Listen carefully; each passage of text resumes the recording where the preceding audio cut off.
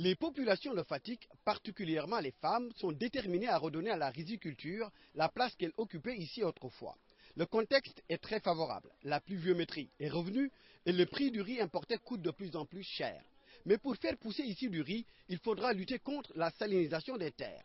Pour cela, il faudra reconstituer la mangrove et ériger des digues et des diguettes pour retenir les eaux de pluie et stopper l'incursion de la langue salée.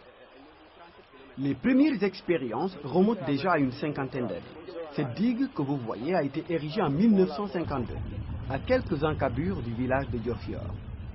Elle permet de capter une quantité impressionnante d'eau, qui peut alimenter une multitude de rizières aux abords d'une vallée qui s'étend sur plus de 30 km. Sur quelques hectares, les femmes de Diofior ont fait pousser le riz. Et l'hivernage très pluvieux de cette année leur a redonné de l'espoir. Il y avait la dégradation des terres salées qui nous avait poussé à ne plus avoir du riz. Maintenant qu'il y a les pluies, vous avez vu l'eau, comment ça était en train de couler. Maintenant, cette eau-là, il y a un barrage. Arrivé à ce barrage, l'eau ne part plus. Ça pourra permettre aussi que notre culture en riz pourra être bonne. À Djilor, grâce à une contribution du Fonds pour l'environnement mondial, les femmes ont réalisé une digue qui s'étend sur une longueur de 1400 mètres. La rizière, aujourd'hui inondée par l'eau des pluies, ne souffre plus des agressions de la marée. Pour cette année, les femmes avaient prévu d'emblaver 6 hectares. Et finalement, elles sont montées jusqu'à 20 hectares. Elles sont même en train d'expérimenter une mécanisation de la riziculture, ce qui à terme pourrait réduire considérablement le travail fastidieux de désherbage. En plus des digues, il faudra aussi s'efforcer de reconstituer la mangrove qui constitue une barrière naturelle qui empêchait les tannes de coloniser les rizières.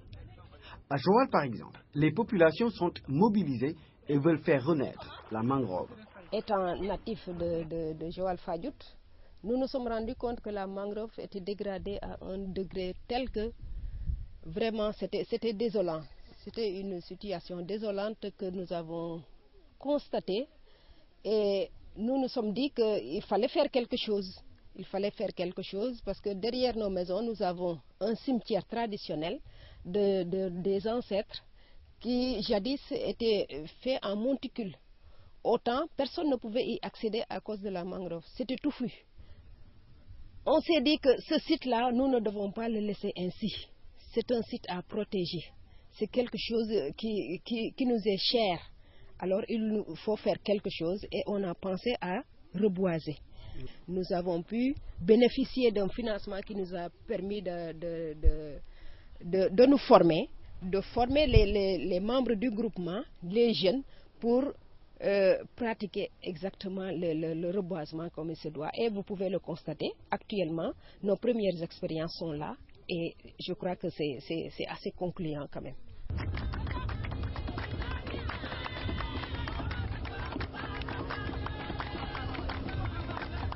Les 3000 habitants du village de Simal sont tout aussi mobilisés. Hommes et femmes, jeunes et vieux, chacun met la main dans la vase pour planter les propagules, fruits de la mangrove. Ces propagules sont ramassées dans les ballons à des heures de pirogue d'ici. Un investissement humain qui se déroule toujours dans une ambiance de fête.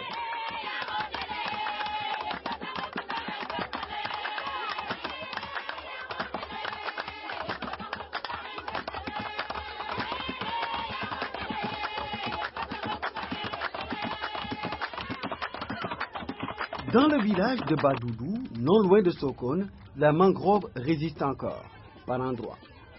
Mais pour éviter sa disparition progressive, elle est protégée et renforcée. Renforcée par le reboisement. Toutes les 2 espèces de mangroves sont plantées. Pour l'espèce Avicennia, cependant, il faut créer des pépinières, comme ici sur l'île de Falia. Pour éviter les coupes abusives de bois de mangrove utilisées comme bois de chauffe, dans certains villages, le FEM appuie les populations dans l'entretien d'un bois villageois. C'est le cas à Faïl.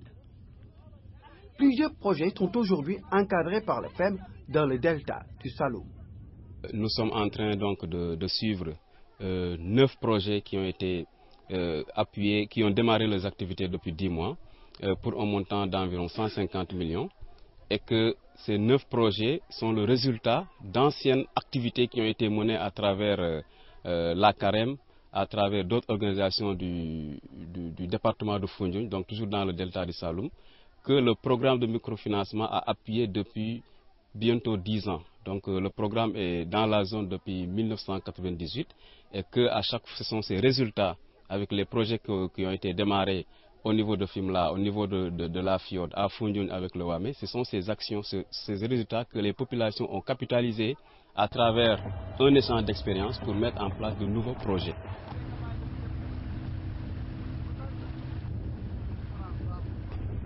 Pour éviter également une forte mortalité de la mangrove causée par la coupe des racines occasionnée par la récolte des huîtres, une nouvelle technique d'élevage d'huîtres a été introduite.